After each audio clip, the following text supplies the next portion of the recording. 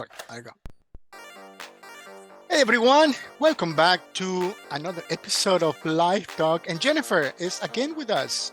Jennifer Navarrete, e-podcaster.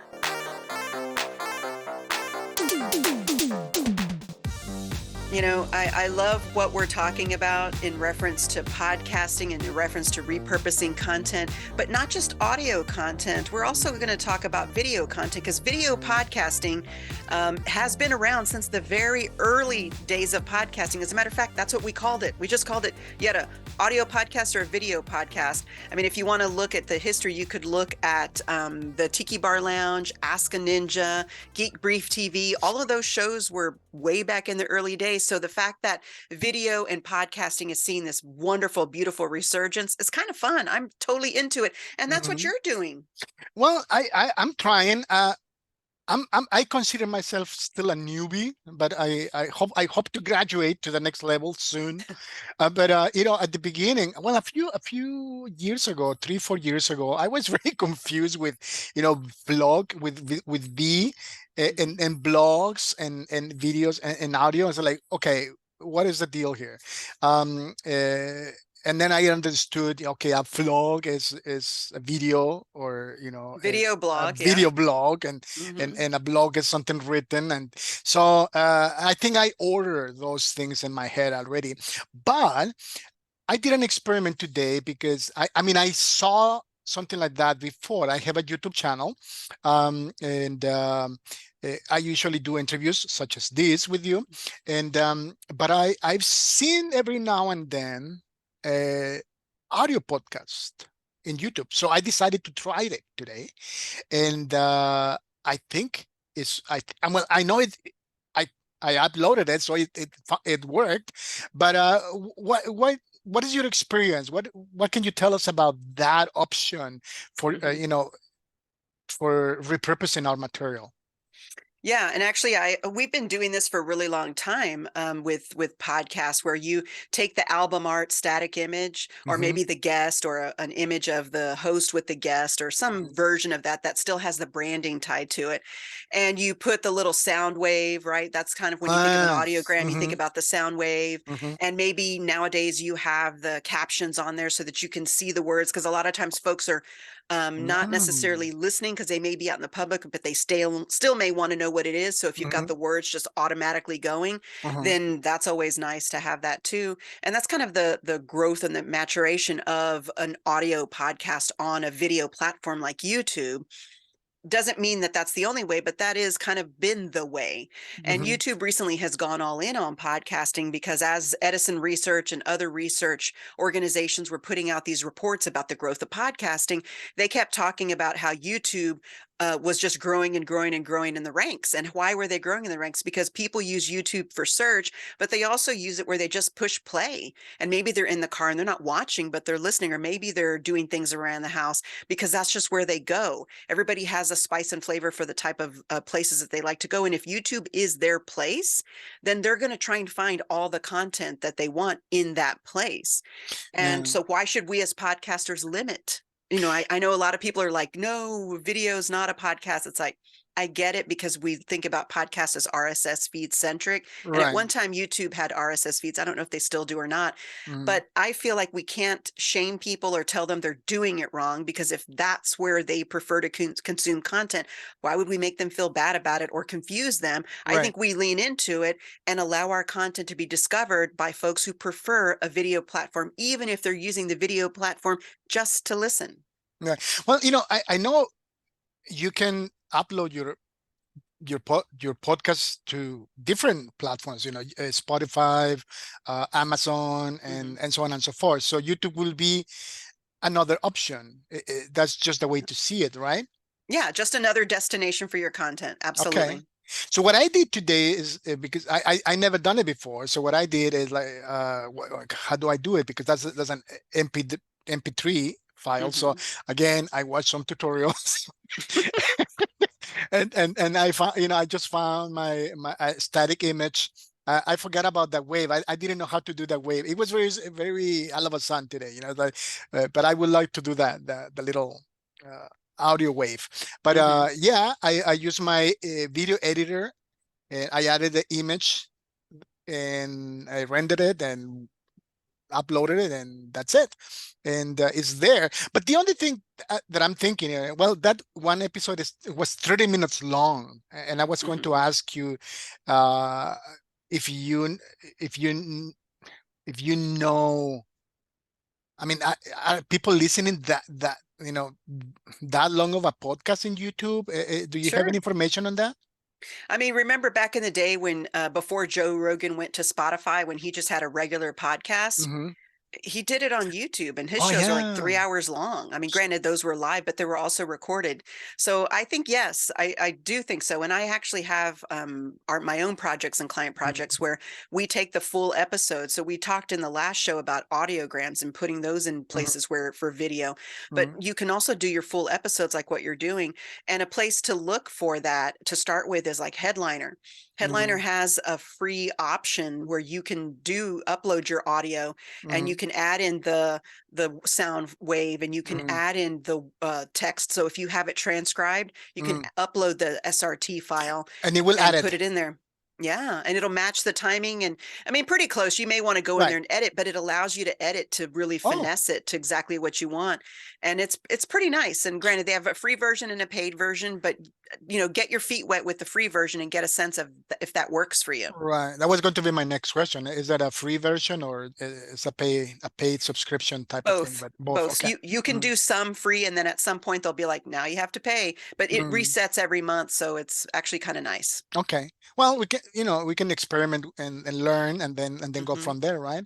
Absolutely. So is there any other option? I mean, you will please send me the link so I can include those in the description box. Yeah, Descript is really great. The reason why is because the thing about Headliners, it's very simplistic and easy to use, and I appreciate that. And I Okay. used that for a really long time because I just wanted to do the one thing, and can I do Mm-hmm. the one thing and easily and quickly, and I could. Mm-hmm. When I first looked at Descript, I was like, God, that's got a Mm-hmm. lot of moving pieces. Like it can do Right. this, it can do this. I mean, so it's great because it's very robust, but it was Right. also kind of scary because there was so many options and so many things that it took me a long while to warm Like a up to it. Christmas treat. Way too much. Yeah, shiny object syndrome to the max, right? And so I took me a bit to warm up to it just Mm. because it was so robust. Right. Now that I've gotten more and more into it, now I can appreciate all the things that I can do. I can, I see. transcribe it, I can do the SRT file, I can finesse the audio, Mm-hmm. I can create video and audio because I can upload a video and do all my edits in there. When I edit the text, it can also edit the video. Mm. There's all kinds of things. So it's extremely robust. I have the paid version on there because in order to get Okay. the most out of it, but it also has a free version that Okay. is pretty robust even for the free version. You get, of course, more with the paid Right. version. But I would say try these tools out for yourself Right. and see the one that works for you. And this is advice for everyone. Right. Just because I'm talking about this and you're like, oh, I have to do that. No, Mm. there's a lot of Right. options out There's there. options. Find the one that works for you and then lean in and use that Right. tool and be happy with it. All right, very good. I will include a couple of those links so people can experiment with that. I mean, I went for YouTube because lately did some research and I know they they are going for everything. Because of TikTok. I mean, Yep. the concurrence, no concurrence. What is the word? The Competition, competition. right? Is big. So I mean, you can now post images, stories in form of an image and Yeah. audio and shorts and Well, and everything. that's you just said that, that they're really going into that. So Hmm. everybody's feeling the pressure of TikTok because Hmm. TikTok has created this massive business and it's kind of stealing the thunder from everyone who existed before. And so Right, everyone is like, well, I've got to go do that. right, So YouTube has shorts, Instagram and Facebook have reels, right? Everybody's kind of moving in this direction. I think even Spotify is going in that direction. So if we think about the fact that these companies are saying, oh, hey, look at pretty much our version of TikTok, right? right. Look at our thing that's very similar to that other thing, Hmm. then they're going to put a lot of attention there. And this is good advice in general. When one of these platforms launches their new thing, Hmm. it's their baby and they're like, look at my shiny baby I that we're know. really proud of. You're So very when, proud. yeah, in that case, they're gonna, if you create what they're saying, look at this brand new shiny thing, and you Mm, create content exactly for that, mm, the likelihood that your stuff is going to get seen increases. So right now that everyone is like, oh, look at this thing that's just like TikTok, mm-hmm. lean into that, create the Right. shorts on YouTube, create the reels on IG, Mm-hmm. and cross post it to Facebook. Make sure that everything goes in with that, because they're really trying to amplify those things. And if you talk to folks who are really into those types of TikTok slash reels slash shorts, Mm-hmm. they'll tell you that out of all the content they create, that short form content that is Mm-hmm. portrait, 9 by 16, Yeah. gets seen a lot. Okay. All So right. do the thing. Do that thing. Well, as you know, I'm in the blockchain as just as you are, right? And Hmm. I use Oriole for my podcast, my audio podcast. But it seems like we can do both or more. I mean, we Sure. can repurpose that material, in other platforms. We can reuse them. Hmm. So I decided, well, I'm gonna try it. I've been using a lot of shorts lately, and it's picking up. I mean, somehow it seems that a lot of people, you know, they invest a lot of time in watching shorts. Oh yeah. So, Well, hours uh, fly by. I'm sure I'm not the only person that goes 3 hours went by, and 5 hours. The sun is coming up. What just happened? I know. So yeah, it's addicting for sure. Yeah. Once you find your niche, what you like to watch, and it's very good, very good. Before we leave, I mean, all of the descriptions, I mean, these platforms will be in the description box, but also Jennifer's contact information. She's a coach. She can help you out if you are a newbie, if you are an entrepreneur, but maybe you should say it. You can explain that better than me. What can you do for our audience if they want to get in touch with you, Jennifer? I am a podcast producer who has been podcasting since 2005, and I did the math, and that means that this is year 18 of me being in the podcasting space, which it's like, holy cow. A profi. Yeah, it's crazy. So I'm a podcast producer working with entrepreneurs and business professionals.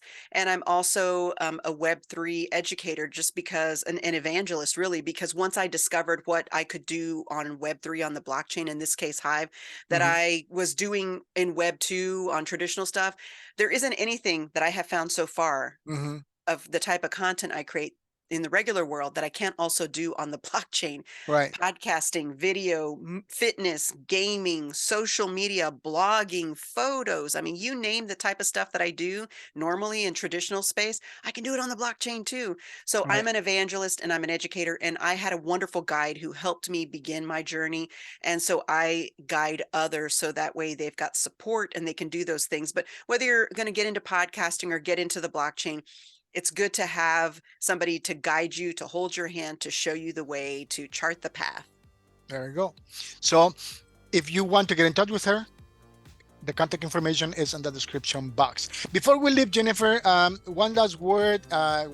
If you want to encourage, if someone is tempted to to get into podcasting, so what can you tell them? So you have a mission and a message to share with the world, and speaking your message is an absolutely powerful way to do it. The fact is that they say that a picture is worth 1,000 words. Well, your voice is your pen. There we go. Oh, I like that. Very good. Thank you very much. And next week or in a couple of days, we'll be back with another episode, and we'll be talking more about podcasting with Jennifer Navarrete, podcaster. Jennifer, thank you very much. Until the next episode, we wish you all a successful and blessed day. Bye bye. Absolutely. Bye.